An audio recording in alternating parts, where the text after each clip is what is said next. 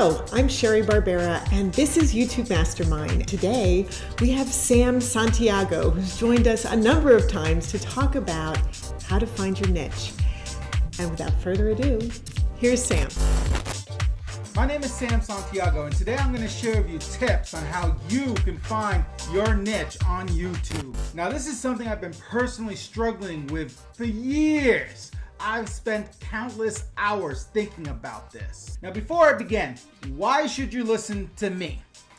Name of my channel is Arizona Living. I currently have over 800,000 views, over 300 videos, and a little over 6,000 subscribers. I've been at this thing for about 3 years, and it's a hobby, but I've been able to make some money out of it every month from this hobby. Now I'm gonna share with you my YouTube journey, from where I started to where I am now and everything in between, how the channel has evolved and continues to evolve. So why find a niche in the first place? There are lots of expenses associated with having your own YouTube channel. For example, gas in the car, perhaps a studio like this, equipment, cameras, thumbnails, if you hire somebody else to do them for you.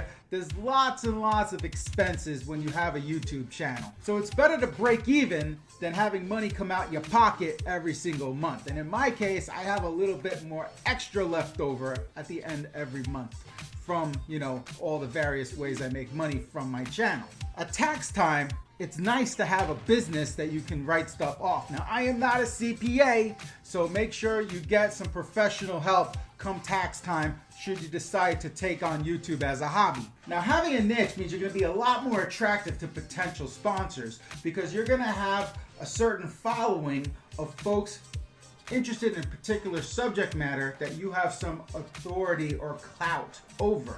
And that's why YouTubers are known as influencers, because they can influence an audience to make a purchase or take some sort of action.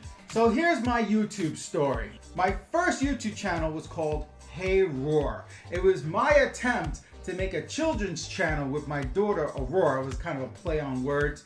Her nickname is Rory, and we call her, whenever I call her, I say, hey Roar, so that's why we named the channel Hey Roar. Well, it was my attempt to make a channel similar to Ryan's Toys, because I saw he was making a boatload of money, and it was a complete and total fail. I didn't make anything with that channel. Then I created another channel, brand new channel, called Ambitiously Lazy. Now, why did I name the channel Ambitiously Lazy? Because it captures my essence. So I started throwing mud at the wall. My first video on that channel was about online dating because I am the author of 1,000 Women in 30 Days. My fourth video on that channel was called Reasons Why I Hate Arizona. And Sour Patch, really? You have to start doing that? My fourth video on that channel was called Reasons Why I Hate Arizona. And that video, out of all the ones I posted, did the best. But I really did hate Arizona and didn't want to make videos about Arizona. I did not want to be the Arizona guy. In fact, I got a tattoo here of New Jersey to remind me of home. I never set out to stay in Arizona long term. So I did not want to be the Arizona guy.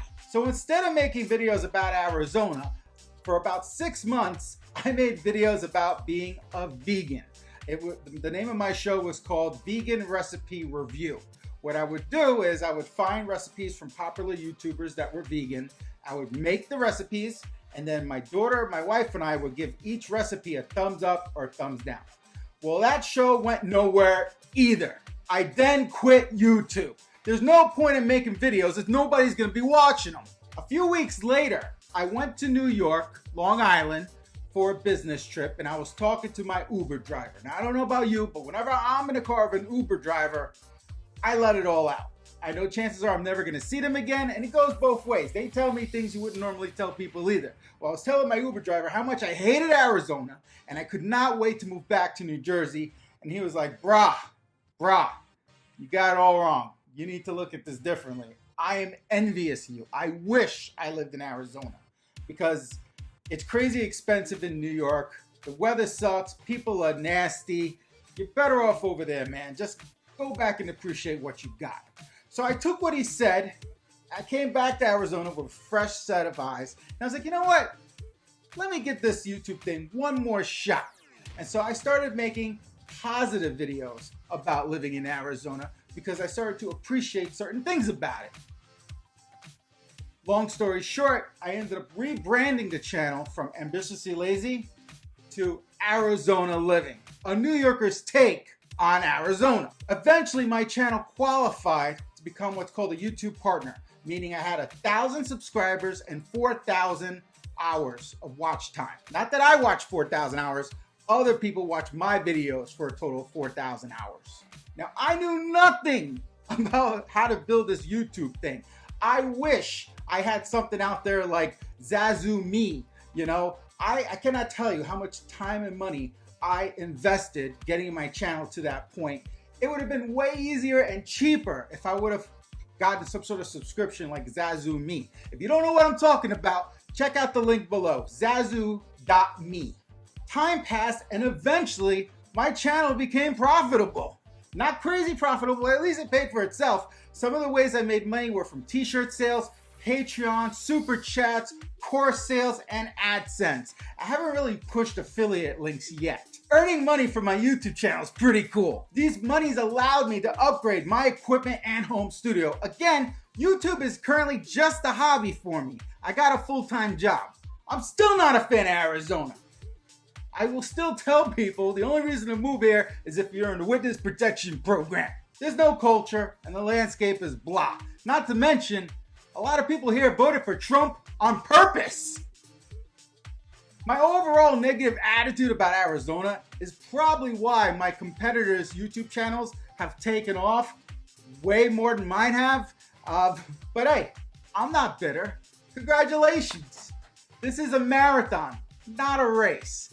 Even if it takes me 5 years to reach 100,000 subscribers and start making some real money with this, that's fine with me.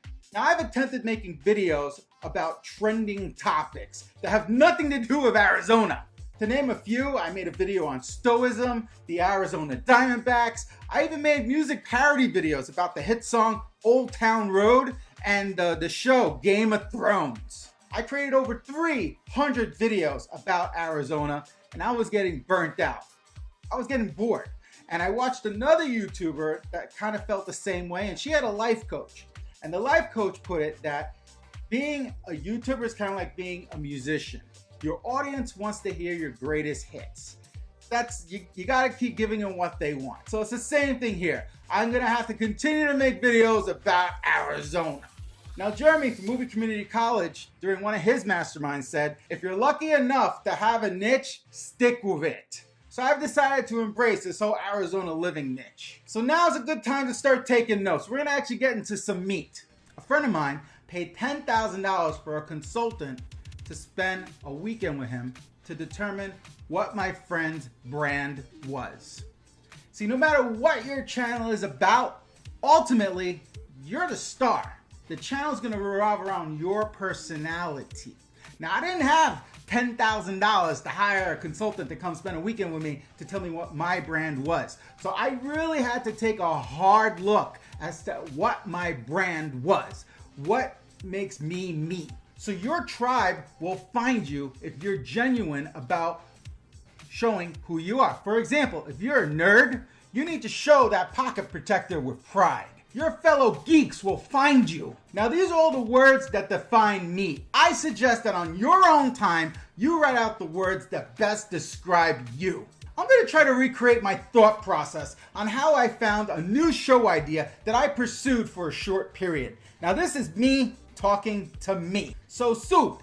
I call myself Soup since my nickname in high school was Superman. Soup for short. Soup, what are you truly passionate about? Humor, comedy, my daughter, staying away from my wife's family. I'm not kidding. Napoleonic history.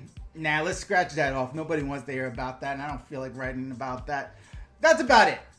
Yes, I'm an author of several books, but I'm not really passionate about any of those topics. So, humor in my kit. Could I do a vlog? My wife does not want to be on camera, so no. So could I do face videos? Well, I do have a studio and my daughter loves to be on camera, but I can't make a kids channel because of COPA, so no. Based on my wife not wanting me to spend an incredible amount of time on YouTube, and I have this studio here, I think I'm gonna have to focus on just making videos here in the studio. How about it making an interview show? Nah, that would require other people and I'm antisocial. What about live streaming where I can cut up pieces of the show and put them out there as small bites? Maybe that's an idea. What about getting a co-host? Nah, I don't want to rely on anybody else. Maybe when my daughter gets older. Now, what about a news show like Philip DeFranco? Nah, I'm not really a news type of guy. What other YouTube shows have I liked over the years that I could put my own spin on? As my mentor, Fred Gleek says, 20% different is new. What about that old YouTube show Equals 3? Funny reaction videos. My twist could be my brand of Brooklyn humor. I could do it all in the studio, just have to do some editing. So let me do a little bit of Googling over here on my phone. If I do this, I gotta make sure that I only use clips that are Creative Commons so I don't get in trouble. Okay, I'll try that. What the heck? I might be able to talk about trending topics. So what am I gonna call this reaction show? What words best describe me? No matter what content I make, what is the audience gonna get? Let's see. I'm bald, I'm fat, and I'm funny. BFF for short. Let's go with it. So I then had this trailer made.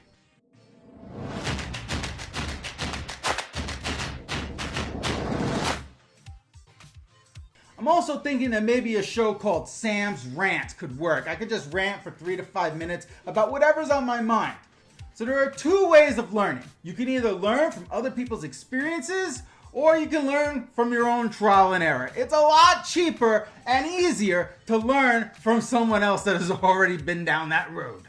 So I watched videos from successful YouTubers on the topic of starting a second channel. And they all said, based on their actual experience, it's not worth it. You're better off just sticking with one channel and treating it like a TV channel where it's one channel with different shows rather than trying to start a second channel. Now, are there exceptions to the rule? Absolutely. A lot of big YouTubers can successfully start second channels, but for little guys, it's not worth the effort. Chances are the second channel is gonna fail because it takes a lot of effort to get a channel off the ground to begin with. So my channel's still called Arizona Living. I'm still trying different types of videos. This has to be fun for me or I'm not gonna do it.